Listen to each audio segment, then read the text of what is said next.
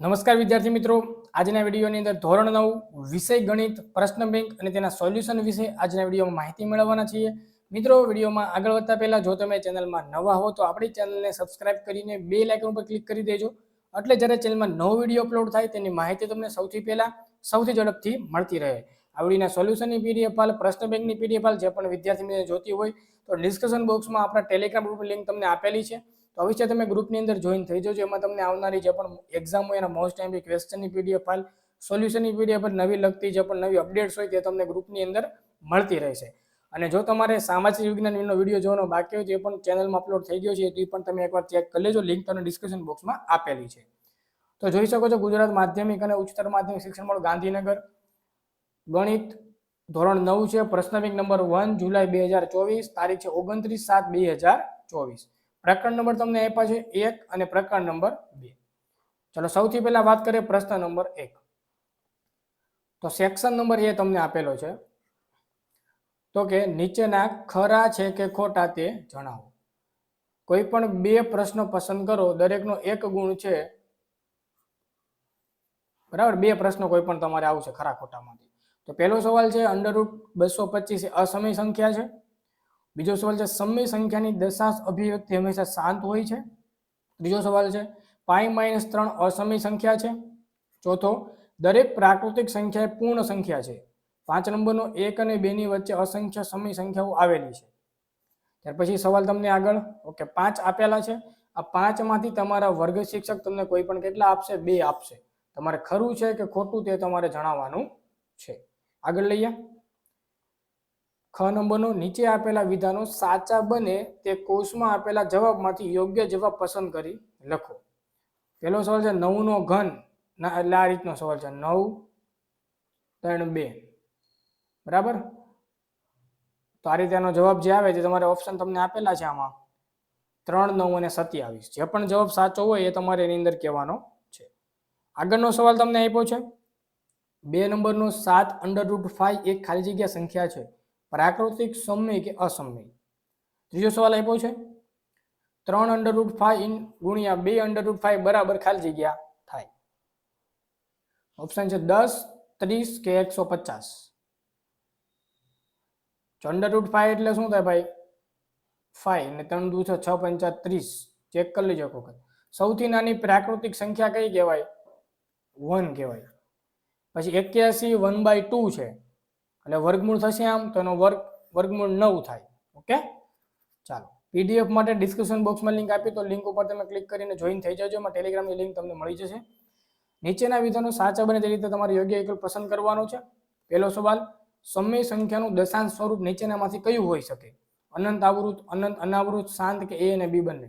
બીજો સવાલ, નીચેનામાંથી કઈ અસમય સંખ્યા છે? 0.14, 0.14, 16, બરાબર. ઓપ્શન જોઈ લો ભાઈ. ચોથો સવાલ આપ્યો છે 2 √3 + 3 √3 બરાબર ખાલી જગ્યા. ઓપ્શન 4 છે. જે પણ આવે તે તમારે સાચો જવાબ લખવાનો છે. ભાઈ 64 ની 1/6 ઘાત, બરાબર. તો 2 ની ઉપર 2 નો પાછી 2 ને પાછી 2 આ રીતે થાય તો 2 દુ 4, 4 નું 16, 16 દુ એ, એટલે જવાબ કેટલો આવશે આમાં? 2. એકવાર ચેક કરી લેજો. 2.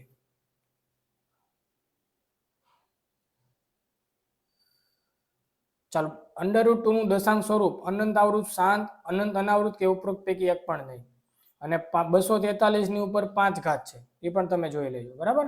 ચાલો, આ તો તમારો સેક્શન નંબર એ. સેક્શન નંબર બી ની આપણે વાત કરીએ. સેક્શન નંબર બી તમારો કેટલા ગુણનો છે? તો કે કોઈ પણ 3 પ્રશ્ન લખવાના, પ્રત્યેકના 2 ગુણ છે, ટોટલ 6 ગુણનો પ્રશ્ન છે. તો કે 2 અને 3 વચ્ચેની 4 સમય સંખ્યાઓ શોધો. બીજો સવાલ, 6/7 અને 5/7 વચ્ચેની 4 સમય સંખ્યાઓ શોધો. 1/√5 છેદનું સમીકરણ કરો. પછી 2/3 × 2 1/3 સાદું રૂપ આપો. પછી આનું સાદું રૂપ એક દેવાનું છે. 6 નંબરનો સવાલ છે 125 ની -1/3 સાદું રૂપ આપો. નીચેની સંખ્યાઓને સમય અને અસમયમાં વર્ગીકૃત કરો. 0 √25 π + 2 36/100. પછી 8 નંબરનો સવાલ, એમાં તમારે 2 સમય સંખ્યા લખવાની છે. આમાં સંખ્યા રેખા પર √3 દર્શાવવાનું છે, અને 6 ને √15 ને 2 √3 વડે ભાગાકાર કરવાનો છે. તો 10 માંથી તમારા વર્ગ શિક્ષક તમને કોઈ પણ 3 પ્રશ્નો આપશે ભાઈ. પ્રત્યેકના કેટલા ગુણ છે? 2 ગુણ છે. તો 10 માંથી 3 તમારે આમાંથી કોઈ પણ આવશે. PDF જોતી હોય તો ડિસ્ક્રિપ્શન બોક્સમાં ટેલિગ્રામની લિંક આપેલી છે, તો અવશ્ય ટેલિગ્રામમાં તમે જોઈન થઈ જાઓ, એમાં તમને પેપરની સોલ્યુશનની PDF ફાઇલ બધું મળી રહેશે. આગળનો પ્રશ્ન છે section number C. Section C કોઈ પણ એક પ્રશ્નનો જવાબ તમારે લખવાનો છે. 3 ગુણનો પ્રશ્ન છે. તો કે √5 સુધીની વર્ગમૂળ કુંતલની રચના કરો. બીજો સવાલ 0.7777 ને p પૂર્ણાંક q શૂન્યેતર પૂર્ણાંક હોય તો આ તમારે p/q સ્વરૂપમાં દર્શાવવાનું છે. આમાં પણ તમારે p/q સ્વરૂપમાં. પછી આ બેમાં સમીકરણ કરવાનું, તમારે જોઈ લેજો કઈ રીતનું છે. બરાબર. સેક્શન ડી ની વાત કરીએ, એમાં કોઈ પણ એક પ્રશ્ન 4 ગુણનો આવશે.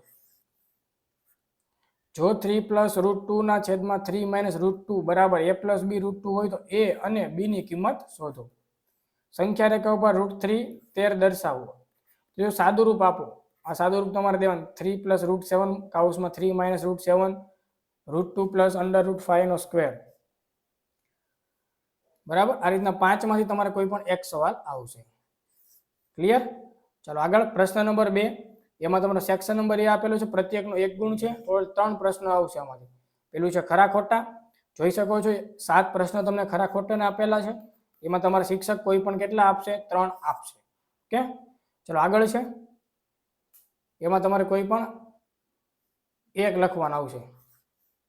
આ 5 માંથી તમારે કોઈ પણ એક આવશે, અને આમાંથી પણ તમારે કોઈ પણ એક આવશે. આ MCQ ટાઈપના બધા પ્રશ્નો જોઈ લેજો, એક વખત ચેક કરી લેજો. જે પણ મેં તમે PDF જોજો ડિસ્ક્રિપ્શન બોક્સમાં લિંક આપેલી છે, અવશ્ય જોઈન કરી દેજો. સેક્શન બી કોઈ પણ 2 પ્રશ્ન લખવાના છે, પ્રત્યેકના 2 ગુણ, 4 ગુણનો પ્રશ્ન છે.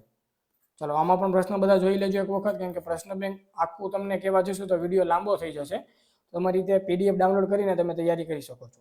સેક્શન સી એમાં પણ તમારે કોઈ પણ એક પ્રશ્ન લખવાનો 3 ગુણનો છે, કોઈ પણ એક 3 ગુણનો. બરાબર. જે પણ મિત્રોને PDF જોતી હોય સોલ્યુશનની ડિસ્ક્રિપ્શન ટેલિગ્રામની લિંક આપેલી છે, ટેલિગ્રામમાં તમે જોઈન થઈ જજો, એમાં તમને સોલ્યુશનની PDF પણ મળી રહેશે. મિત્રો આ તો ધોરણ 9 ના વિદ્યાર્થીઓને ગણિત સાચા પ્રશ્ન બેંક વિશે વાત. વિડીયો ગમે તો વિડીયો લાઈક કરો, શેર કરો, ચેનલને સબસ્ક્રાઇબ કરો. મળીશું નવો વિડીયો. બધાને good bye, good luck, thank you.